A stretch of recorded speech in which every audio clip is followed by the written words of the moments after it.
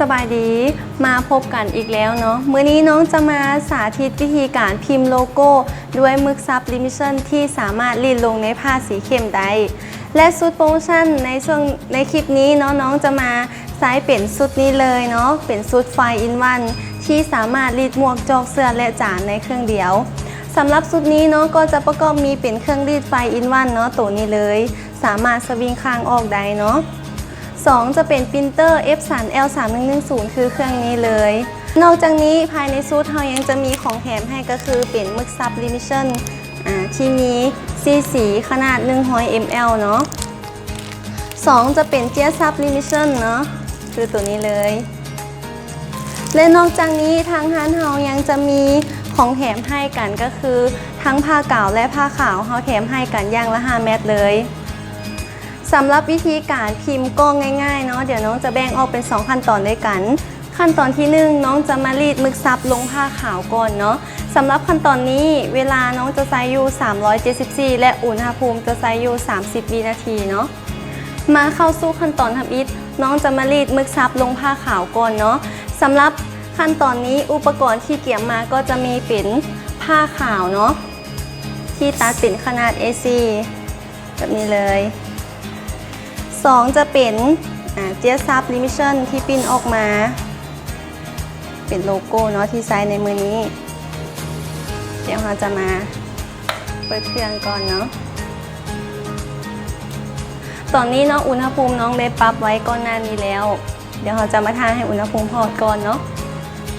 ระหว่างที่รอทาอุณหภูมิเนาะเดี๋ยวเราจะมาเอาผ้าขาวของเราเนาะมาวางไว้หน้ารีดก่อนสวิงค้างออกแบบนี้เลยตัวนี้เนาะเป็นเจี๊ยขนาด A4 หรือว่า A3 ก็ได้เนาะมาห้องไว้เพื่อกันเวลาเราพิมพ์หมึกมันจะซึมลงไปหน้ารีดเนาะจากนั้นน้ำผ้าขาวของเราเนาะวางมาได้เลย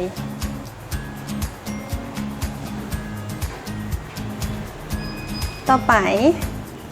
โลโก้เนาะของเราทับลงไปเลย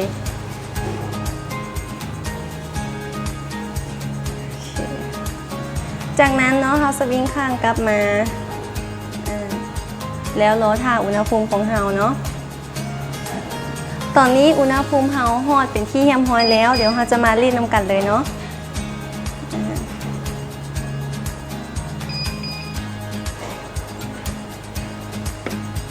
แนวกดนี้เนาะรอทาให้เวลาของเรานับลงฮอด0เนาะ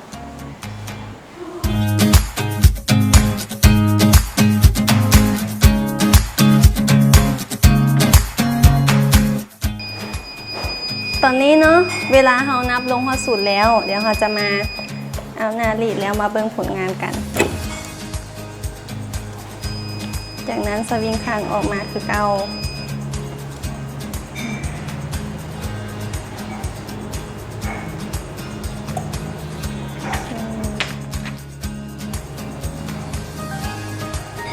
จะได้ประมาณนี้เนาะมาเข้าสู่ขั้นตอน2เนาะเดี๋ยวน้องจะมารีดผ้าขาวลงผ้ากาวกันสำหรับขั้นตอนนี้เนาะอุปกรณ์ที่ต้องเกี่ยมก็จะมีเป็นผ้ากาวเนาะอันนี้คือน้องตัดเป็นขนาด A4 เนาะเป็นที่แฮมพอแล้ว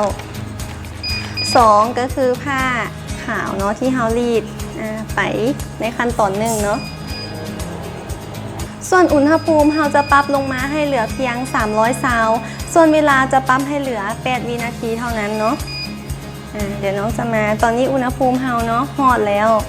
เดี๋ยวมารีดน้ำกันเลยเนาะน้ำผ้ามาวางงอมลงไปแบบนี้เลยสำหรับขั้นตอนนี้เนาะเราต้องระมัดระวังเนาะเพราะว่าเวลาที่เราจะพิมพ์ผ้ากาวเนาะเราต้องสังเกตว่าที่ด้านที่จะพิมพ์เนาะสามารถลอกออกแบบกาว2 หน้าสิเลย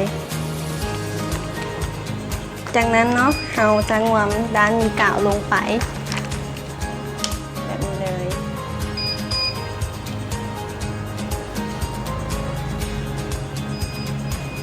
สวิงข้างมา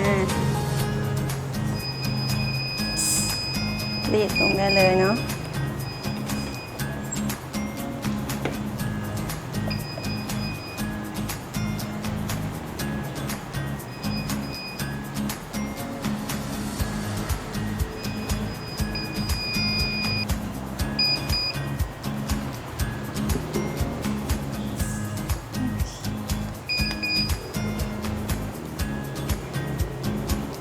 จะออกได้ประมาณนี้เลยเนาะ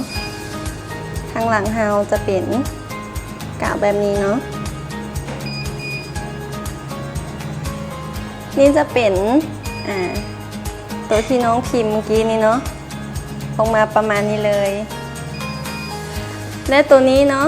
ทางร้านเฮาได้ไดคัสออกมาเป็นที่เรียบร้อยแล้วเนาะโดยใช้เครื่องเลเซอร์ไดคัสสำหรับลูกค้าท่านใดเนาะอยากให้ทางร้านเฮาพิมพ์โลโก้และไดคัสให้เนาะสามารถติดต่อมาที่ทางร้านเฮาได้ราคาถูกเนาะก็จบเพียงเท่านี้สำหรับวิธีการพิมพ์โลโก้ใส่ผ้ากาวและอย่าลืมเนาะช่วงนี้เฮามีโปรโมชั่นลดราคาเป็นพิเศษทั้งชุดเครื่องรีดและอุปกรณ์พิมพ์เสื้อและของแจกของแถมแบบบ่อันเลยลูกค้าสามารถเข้ามาเบิ่งสินค้าตัวจริงได้ที่ร้านเฮาตั้งอยู่บ้านสว่างเมืองจันทบุรีนครหลวงจันทร์ใกล้กับโรงกายศิลป์แห่งชาติทางมาทางบ้านดงปลาแลบ